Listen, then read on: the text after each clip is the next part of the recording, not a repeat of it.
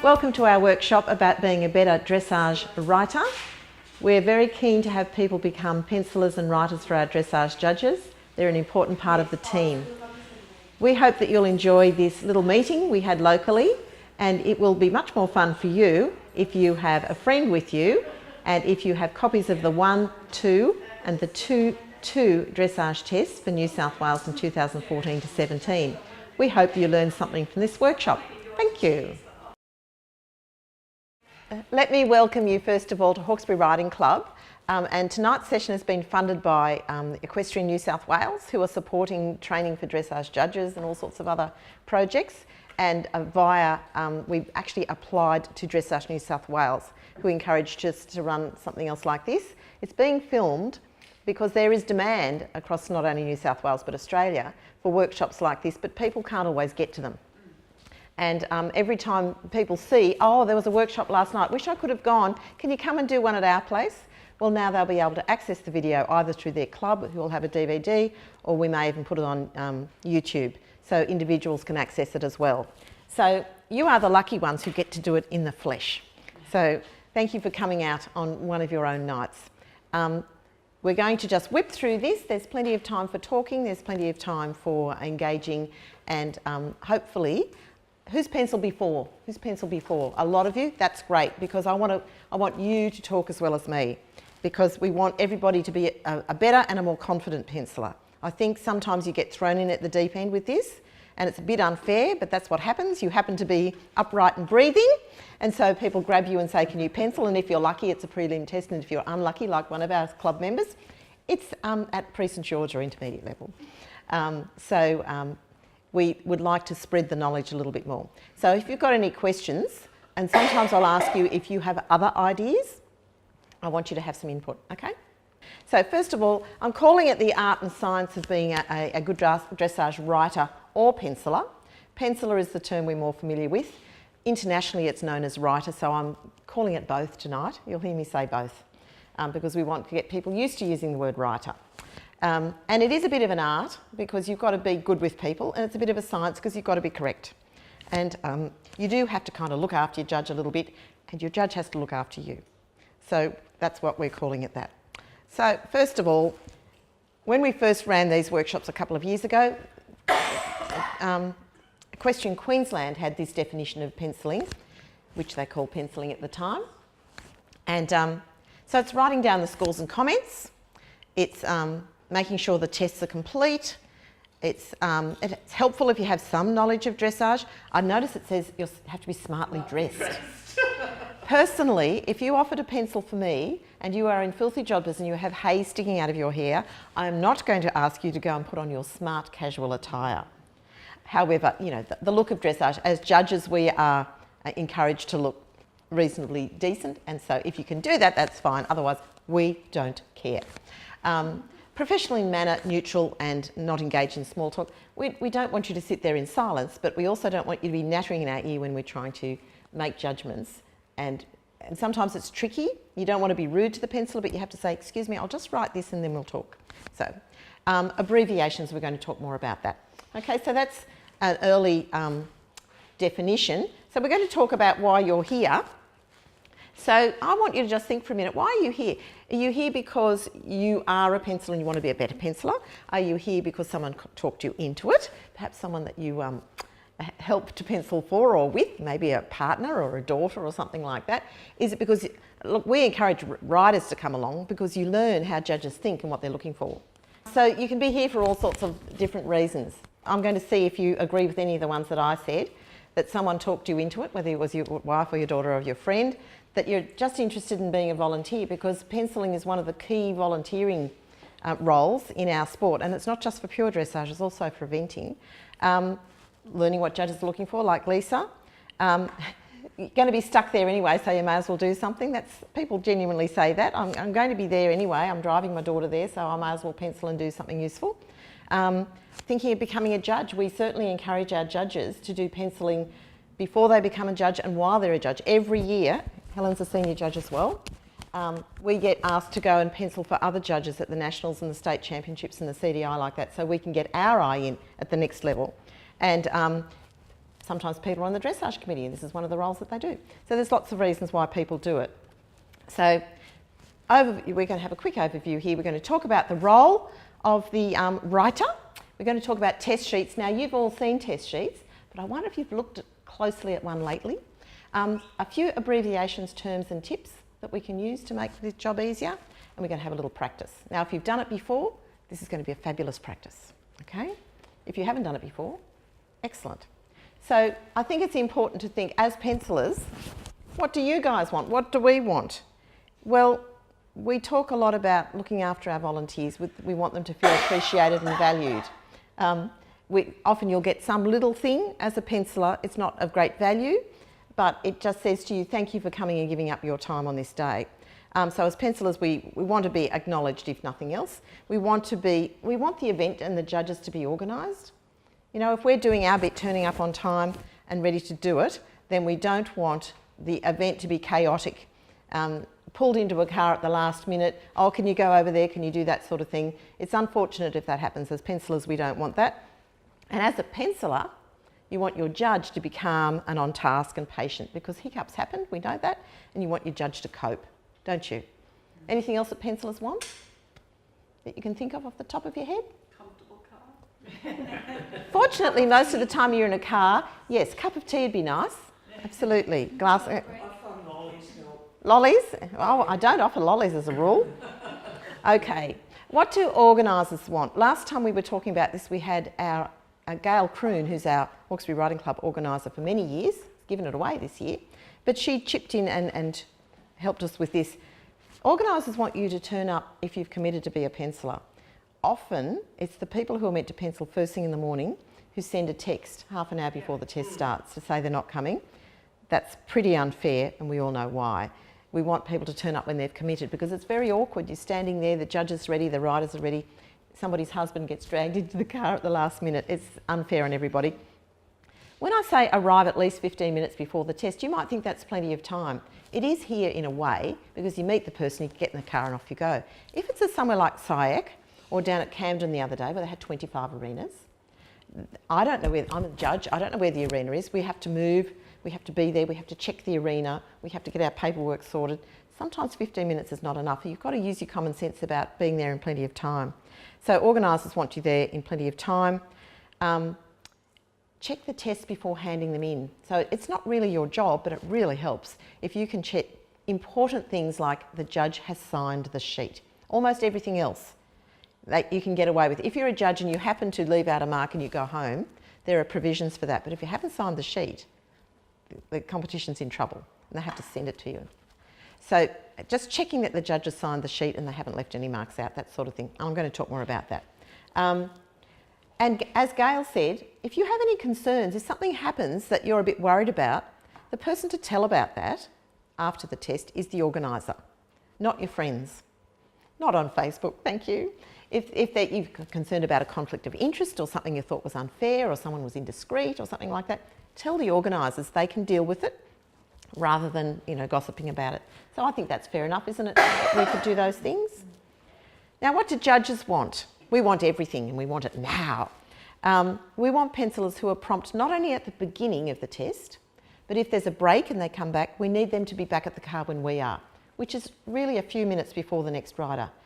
Some riders and some pencillers don't understand. If the rider's on at 9:30, that means they enter at A at 9:30, not start circling the arena or thinking of warming up or getting their gear checked. Enter at A at 9:30, so they should have already been recognised by the judge. They should be ready to enter. The bell rings, in they come.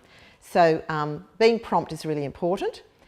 Do your best to keep up, but don't panic if things get muddled. I have been the penciller who has been muddled for a very high level test, and the judge just let me catch my breath. We went to the next movement. Things can be fixed up later. Staying for the entire test. Now, this is the tough one. Sometimes tests are 4 or 5 hours, and we understand that that's a big call on a penciller, but it makes our life so much easier as judges, because often we have to break in a new penciller, not at a break. So we get someone in the middle of the test between riders, the rider's standing there, and you have to say, excuse me, I just have to set up my new penciller. And you dread those words, have you ever penciled before? Oh, not really. and I'm in the middle of a test. So that's not your fault, but if you can possibly do the whole test, or at least say, I'll commit through to the first break or the main break or something like that, it really makes a difference for the competition. Keeping the papers orderly and ready to be handed in. When we're judging and filling things in, we tend to, next, and we move right along. It's really handy if you've got them in order, you've had a quick glance, everything's as it should be, and it's there, so that when that tiny little girl comes to the door and taps on the window and asks for the test, that they're kind of ready, and you can just do that without anything changing, especially if it's in the middle of the test when it shouldn't be, but we know these things happen. Keeping track of riders. Just occasionally things will be out of order. If you tick the names off on that drawer, that's really important for the judge and it's really important for the organisers. So judges really want you to keep an eye on that. They rely on you looking at that detail while they're taking in this judging performance. They can try to do both, but it helps if you're responsible for that bit. So if somebody's got a different number on their bridle, they're meant to have one on each side, sometimes they don't. You can say, oh, I can't see your number. It's on the other side. Oh, is that, you really should have two, Keeping track of them is really important. If somebody doesn't turn up, it's important to write that down. If at the end of the test, perhaps not straight away because they might turn up late. We don't mind if we've left a mark out, if we've got to the end of the test and we haven't given the mark for that flying change, or we haven't given the mark for that walk, or sometimes it's for transitions, there are marks for transitions and we've given the mark for the length and strides but forgot that we had to give one for transitions. We don't mind you saying, forgot a mark there. Maybe not when it happens because sometimes they're thinking about the next thing. And checking papers for marks and signatures. There must be a mark in every box. It needs to have a 0.0 or a 0.5 next to it. So even in eventing now this year, you've got to put that in. If you don't put the 0.0 in, someone could just add a little 0.5, couldn't they? They could do that to 5 different marks. They could change their mark altogether. Okay, what riders want? There's a third element here. There's the riders who don't always express their appreciation, don't always make it clear that they appreciate the fact that you've given up half your day for nothing so that they can come in and do a great job. Pencillers, they want pencillers who, if they see them go past, clock them, look them in the eye. Yes, I've seen you. I've seen your bridle number, I know who you are, the judge is okay with that, off you go. Sort of like, you don't do the judge's job, but they know that somebody's seen them. They don't have to go round and round and round until the judge is ready. They really appreciate it if we as pencillers write the comments in the right box. Hand up if you've penciled before and put the comments in the wrong box. Or the comment just keeps going, you don't know if they've moved Yes, on to the next yes. one and you're just unsure because you can't Yes. watch what's going on. Yes, you're not supposed to watch what's going on, but it would be helpful, wouldn't it? Right, and you don't know that they've changed on to the next thing. That's right. Yeah, I've actually written it in the wrong box because I've got muddled. If you can keep an eye, judges, I often say now the number of the movement and then the mark, the number of the movement and then the mark and the comment to help that because it's tricky. Write the comments as clearly as possible. Not everybody has beautiful writing, but it must be legible or it kind of defeats the purpose. And are discreet. I will just emphasise that because what is said in that car is confidential. As judges, if you're going to be in the car for 4 or 5 hours, you will say things that are not the comments on the page. You will say things maybe that you'll think, shouldn't have said that later. And it's better if that is not passed on to anybody else. Unless it's absolutely horrible, you tell the organisers. But if somebody's just making a comment about a horse or a rider or their jacket or, whatever it is, horrible hairdo, anything like that, be discreet, keep it to yourself. If it's concerning, you can pass it on, but otherwise just zip that lip. I can tell you stories where pencillers have caused problems. Pencillers who should know better have caused problems by talking out of turn. And it's very awkward and it's a stressful enough thing as it is. Writers occasionally remember that pencillers do a job and they thank them. Sometimes they forget. Let's just assume that they want to thank you. I'm assuming that because whenever I have a writer who's a penciler, and more of that's beginning to happen, I thank them from the bottom of my heart for writing and then pencilling on the same day. Because I know as a writer that's a really hard thing to do. And I thank them and say, we need more people like that, you. And then I say, have you ever considered becoming a judge? If they've got any kind of eye or any kind of understanding, because we need new judges coming in all the time, whether they're writers or judges or coaches or anyone who's interested at the lower levels, get into it. Okay, So it's a team approach. We have the judge, we have the penciler, we have the organiser, and we have the rider. And that little sweet spot in the middle is what improves the performance of our riders and our horses if we all work together. Any questions? So that's the little roll bit. And even if you've penciled before, you may not have thought of it that way, that you're part of a team. I think it's important to think that. Okay, test sheets. Now, you've all seen test sheets before. I'm going to give you the one for the 1-2. I thought I'd start with lower level tests today because sometimes you have people in the group who've never penciled before. And let's have a look at it and see if you notice anything different from when you last looked at one in detail. But apart from the technical stuff that's on that page, I want to tell you that a dressage test, that piece of paper, is many things to many different people. Judges go to, well, I do, and I think most judges do, go to great trouble to say things the right way, to be fair, to get the marks right, to get the comments right, not to leave too many gaps, to say something sensible at the end, to give the rider, you know, using the German training scale that we know so well, to give them advice in a general way about the way to go to improve things. There might be something you could work on, there might be something that's going really well. And it's a bit hard when you come up at the end of the day and you see 6 tests that are never going to be picked up or posted. You think, oh, that's okay, that's people's right. So sometimes they're just ignored, they're just left behind. Other times, they get taken to the instructor at the next lesson. They get taken to a friend and they become the source of great in-depth analysis, and you think, I had to make that judgment about that movement. We get pretty good at it. You get pretty good at it, don't you, Helen? Yes, we do.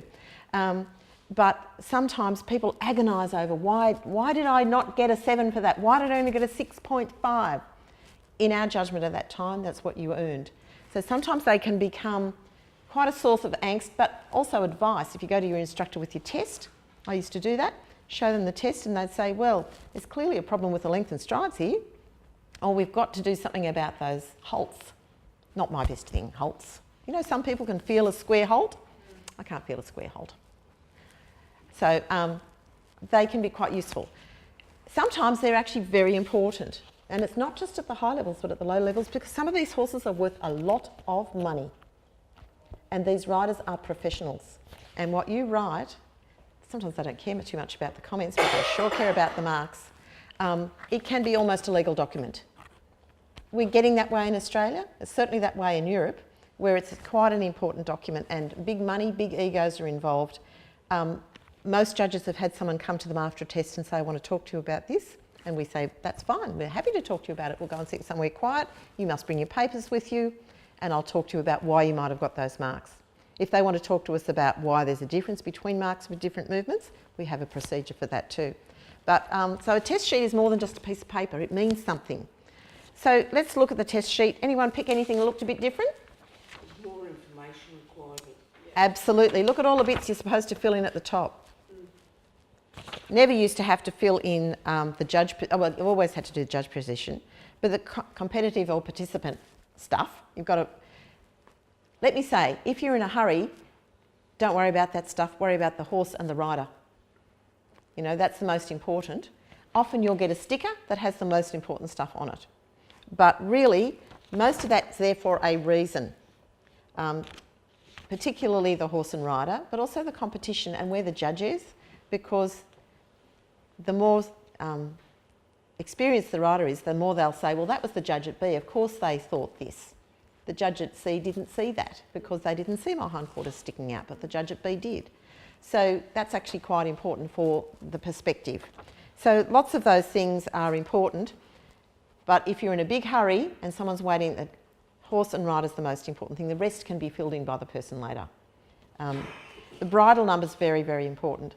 And if it's wrong, question the rider. The judge may do it, or they might ask you to do it. I notice that's not the same number as we've been given, and they'll say, oh, I don't know how that happened. That's not, like, this is right. You can write on the bottom of the sheet, different bridle number. They'll sort it out. That's for the organisers, but it's good to note it. So all of that stuff at the top. Anything else that you noticed that was different? Anyone looked at the back? Yeah. Oh, the back. I'm giving you a slight hint here.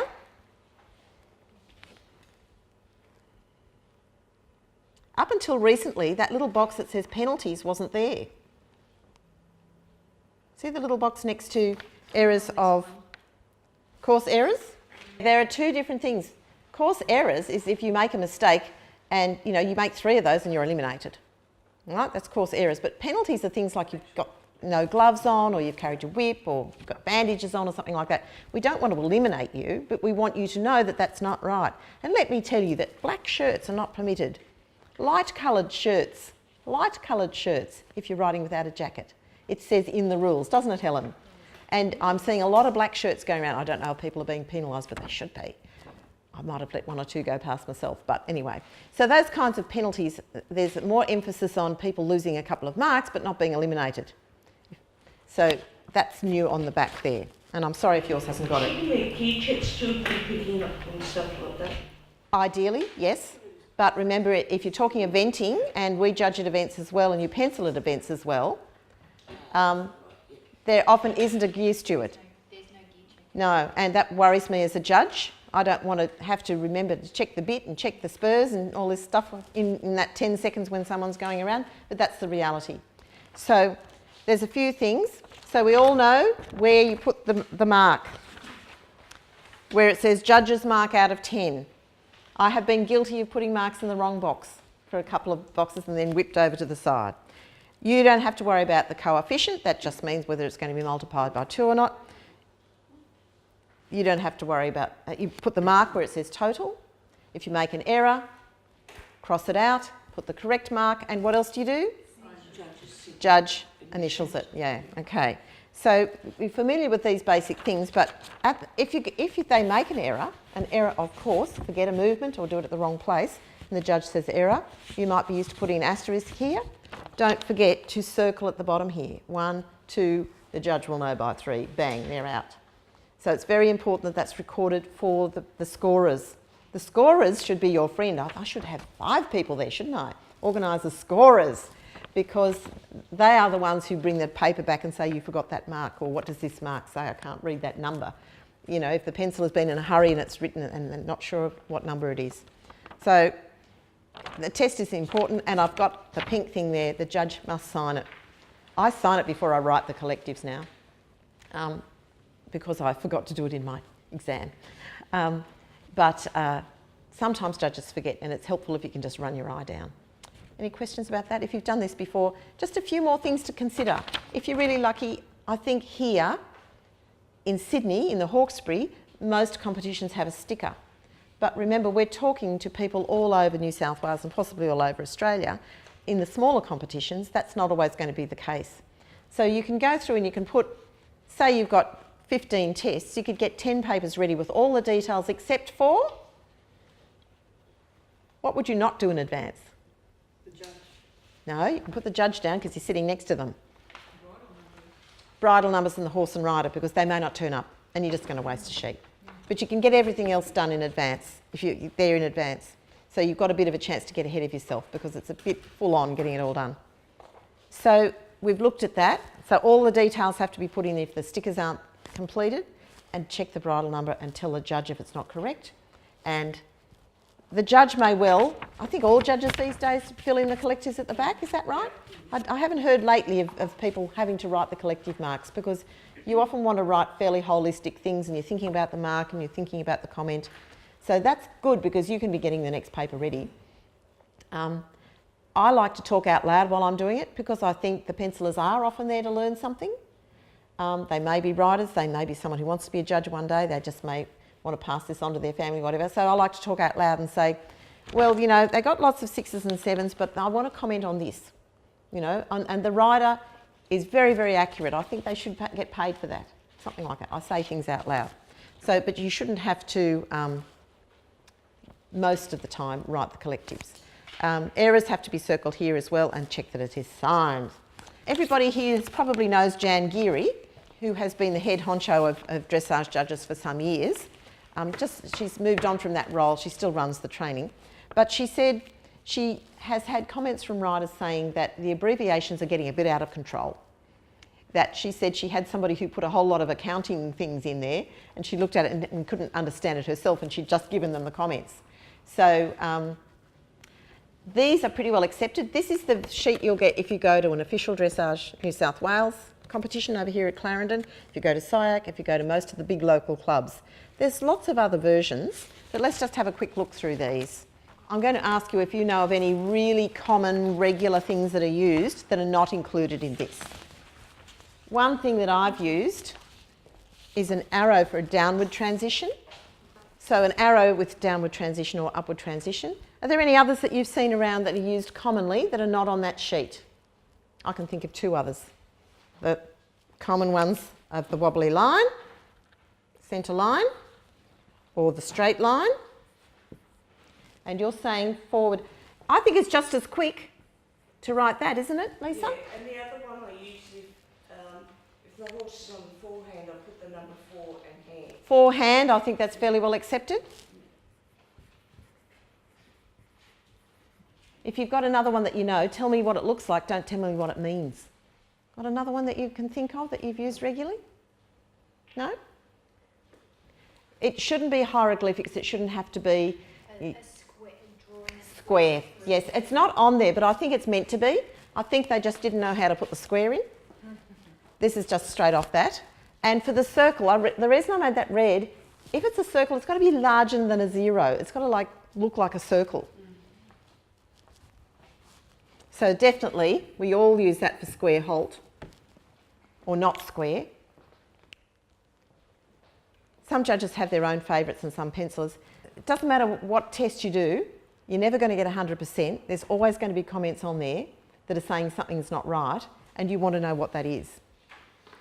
Even if you do the best test in the world, you're not going to get 100%. And there's always going to be a judge comment, and if you can't understand it, that's not helping you to improve your horse training. So we want to get it right. So I think those ones are pretty straightforward. I personally wouldn't use SC for simple change. That didn't jump out at me as one that I've used. I think quarters with a 1/4 is pretty common. And if it reflects what's in the movement, if you put HP or SC for simple change, and they look at the movement, well, that's pretty obvious, isn't it? It's when you do something tricky that doesn't seem to relate to the movement that you're going to cause some confusion, and that's not what we want. So some terms, for people who haven't penciled much before, some of these words, and let's face it, if someone's come along with their daughter, dragged into a car, sits there and think, what on earth is disunited? They don't even know what they're hearing. So it's helpful for people to have been exposed to these terms, I think. Things like throughness. The judge knows what they mean. The person sitting there shouldn't be afraid to say, I beg your pardon? What's the word? Because these are not words that they're going to meet every day in the street. Impulsion. They might think they are hearing that, but not sure. So I think it's fair that we talk about the words that you might come across. Has anyone got another sort of technical term from dressage that they've heard as a penciler and the first time they heard it, it puzzled them a bit? Oh, laboured. Laboured, yes, that's not... Oh, yes, it is on there. It's up there, isn't it? Yeah. For a horse that seems to be struggling, it's almost like it's in deep sand and it's grinding along, and the judge might say laboured. You might not expect to hear that word in relation to a horse. So it's the words that are used in a strange context, and I've had some pencilers say, beg your pardon? These are words that we don't hear out in the real wide world. And you'll notice I've got the word rhythm there, and if you can spell that correctly, you definitely get brownie points, because I can count on the fingers of one hand the pencilers who confidently spell that one correctly, because it's a silly, difficult word. So any of those words, and aids without an E there, because, it's a different kind of thing. Okay, so brownie points if you can spell some of the tricky ones. So here's just a few tips. If you've judged before, as I said earlier, it would be great if it was at prelim or prep or novice level rather than a high level. Unfortunately, sometimes that's not the case. And I would say, if the judge says they're a first-time judge, do your best with them while they're learning to do it. They're probably not their very first, but if they're very inexperienced, sometimes much harder. When I judge at the Nationals for an international judge, life is so simple. They know exactly how to say it in a few words. Familiarise yourself with the test in advance if possible. You don't always know what test you're going to do. If I'm asked to judge at Nationals or States or anything like that, I actually ask, have you got any idea what the test is? Because that's like big time stuff. And if they're lower level, you can become familiar with the different tests. because it's very difficult if you have no idea what you're going to have to keep up with. If you've got a bit of an idea, there's going to be a lot happening here. Some of the high level tests, a lot happens very fast. Hard for the judge, hard for you to keep up. So it's good to look at it. Be ready well before. Bring your glasses. Bring your glasses if you need your glasses. And spare pens. I'm amazed how many competitions don't have pens in the folders. Or any pen. Yeah, so I always have spares in the car. Have one in your own bag. You know, it's great if you're organised. Yes, don't forget to put the decimal place in the 0.0 or the 0.5. Correct column and legible if at all possible. And the basics, those things that are in there. Initialing the changes is one that the judge might forget. They might go back and say, I'll make that a 5.5. So remind them to initial that. And it doesn't hurt to say to the judge, I've had people say to me, do you say the mark first or the comment? And I say, I'll let you know. But I do try now these days to say for number 4, so-and-so, for number 5, so-and-so. Can't always do it, particularly for the first few tests. You need to get to know each other and get into a bit of a rhythm, and sometimes you don't get the luxury of much time to do that, do you? And the don'ts, particularly for people who haven't judged before, don't panic, because if you get mucked up, just leave out, the judge will say, stop, just go to the next movement. We'll fix that up later. And they can always remember what they saw. They can go back and put arrows in and cross things out. But if you get in a panic or you're too embarrassed to say something, every movement can be out by the time you get to the end of the test. I love hearing about people's horses and about their children's horses and all that sort of stuff, but over coffee would be nice, not while I'm trying to judge or not while I'm trying to think, or even particularly when I'm trying to write the collectives at the end of the test. And I've been a penciler who's wanted to watch the test, either to keep up with it or to see something interesting, and I do occasionally call attention to something in a test. I say, look at that walk. That's why I'm giving that 8.5. Particularly with things like the walk, you can say it, not so much for the changes, but sometimes you can't afford to be trying to watch, especially if it's like Brett Parbury comes in or someone fancy and you want to watch. Sorry, you're not allowed. Got to write it correctly and accurately. So don't be distracted. And don't leave out the little words. The little words can actually mean a lot. If you leave out the word fairly, that actually makes a difference of half a mark, and the judge is going to appear to be saying something incorrect. And if they say a little, or if they say something or other today, they're trying to be nice to the writer, they're trying to moderate what they're saying, and they actually want you to write that in there. So don't leave those little words out. Don't be afraid to tell the judge if you can't keep up, because they'll suddenly stop saying so much. They'll say less, get the marks in, even if you can't get the comments. And one judge said, please don't leave all your crap in my car or come in with your filthy boots. Okay? We're going to have a practice. All right, so Helen is going to be the judge. You are going to be the penciler.